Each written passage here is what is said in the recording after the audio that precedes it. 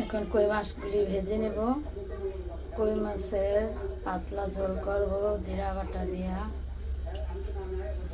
এখন তেল দিয়ে দিলাম, মাছটি ভেজে নেব।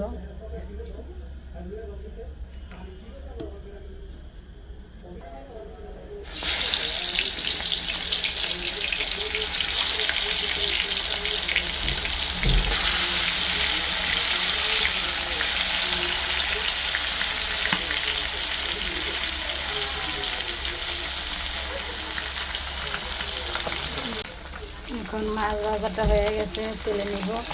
কই মাছ যত হালকা করে ভাজা করা যায় তত স্বাদ লাগে, বেশি ভাজলে ভালো লাগে না। এখন নামাই নিব।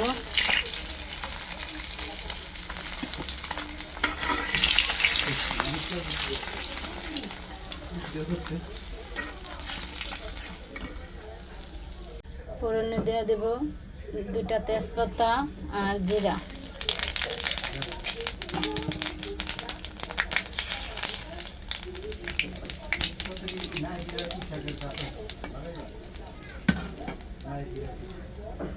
এখন দিয়ে দেব জিরা বাটাটা।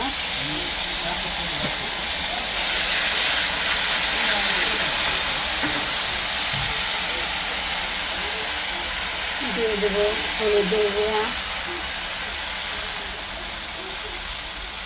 লঙ্কার গুঁড়া,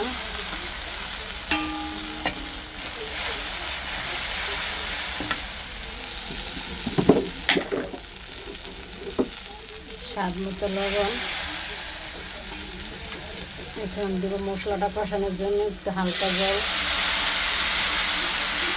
তেল ছেড়ে গেছে, এখন জল দিয়ে দেবো।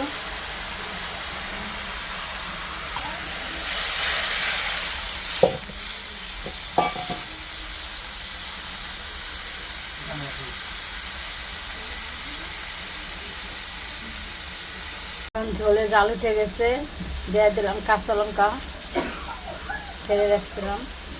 এখন দিয়ে দিলাম মাছগুলি, জাল উঠে গেছে। কই মাছের ঝোল রান্না হয়ে গেছে। এখন ধনিয়া পাতা কুচিটা দিয়ে নামাই নেব।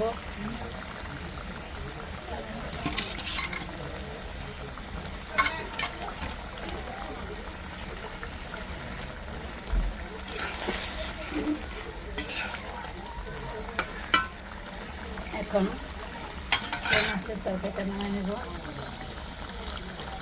ভিডিওটা ভালো লাগলে লাইক করবেন, শেয়ার করে দেবেন। অবশ্যই চ্যানেলটিকে সাবস্ক্রাইব করে দেবেন, আমার পাশে থাকবেন।